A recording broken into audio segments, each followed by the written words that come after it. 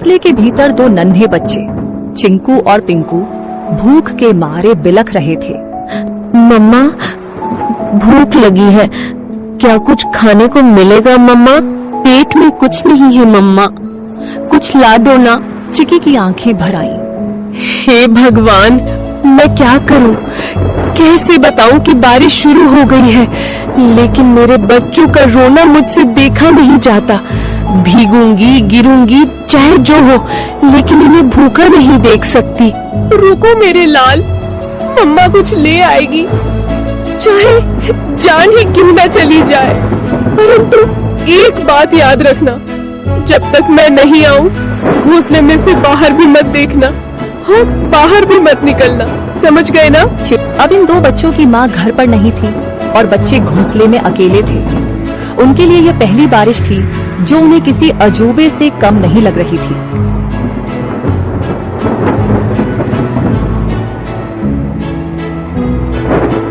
चिंकू बार बार गर्दन बाहर निकालकर देख रहा था। अरे वो पिंक। बारिश चल रही थी, लेकिन अंधेरा गहरा था और ठंडी हवा अब भी तीर की तरह चल रही थी। बस कुछ ही दूर और चिंकू पिंकू मेरा इंतजार कर रहे होंगे। तभी सामने से दो काली परछाई आई। ओए चिड़िया रानी, कहाँ चली बारिश में? चिकी चौंक गई। सामने दो शिकारी पक्षी रास्ता रोककर खड़े थे। आज तो किस्मत चमकी है, बारिश में भी नसीब ने हमें गरम गरम चिड़िया भेजी है। आज हम चिड़िया तुझे खा जाएंगे। अब चिकी चिड़िया के सामने यह नई मुसीबत आई थी। चिड़िया ने सोचा, इस बार मैं नहीं बच सकती, क्योंकि आज दोनों दरिंदे बदमाश इकट्ठा होकर आए हैं। मुझे आज बल से नहीं परंतु दिमाग से काम लेना होगा।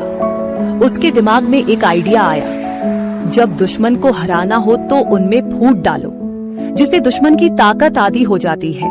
तुम दोनों बहादुर शिकारी हो ना, और मुझे खाना चाहते हो ना, परंतु तुम दोनों में से जो सबसे बड़ा शिकारी और सबसे ज्यादा ताकतवर होगा वही मुझे खाएगा। मैं तो सबसे खतरनाक हूँ, पंखों से पंजे तक मौत हूँ, मौत। तेरी औकात नहीं मेरे सामने, मैं तो उड़ते परिंदे गिराता हूँ। तू मुझसे बड़ा शिकारी नहीं हो सकता। तो भेड़ो ना, दिखाओ असली ताकत। मुझे तो वही खा सकता है जो सबसे ताकतवर है। दोनों शिकारी जल उठे। कौवा उड़कर सुल्तान की ओर झपटा। सुल्तान ने पलटवार किया। सबसे पहले मैं तुझे खाऊंगा, फिर इस चिड़िया को। तू खा नहीं पाएगा कालू। दोनों एक दूसरे को नोचते हुए हवा में झगड़ते हुए नीचे गिर पड़े। दोनों की हालत खराब हो गई और बेहोश हो गए। चिकी इसी मौके का फायदा उठाते हुए चुपचाप वहाँ से जल्दी उड़ते हुए निकल गई। उसके मन में एक ही बात थी, बच्चों तक पहुँचना है, बस अब देर नहीं। चिंकू और पिंकू कांपते हुए बैठे थे। बारिश अब थम चुकी थी, लेकिन डर अब भी घोंसले में था। तभी हवा में एक जानी पहचानी गंध आई। चिंकू, मेरे पिंकू, मैं लौट आई। मम्मा, हम कब से राह देख रहे थे कि आप कब आएंगी। मेरे लाल, तुम दोनों ठीक हो ना? डर तो नहीं लगा? बहुत डर लगा मम्मा, बिजली भी चमक रही थी। चिंकू बार बार बाहर देख रहा था, मैं तो कह रहा था ना जल जाएगा।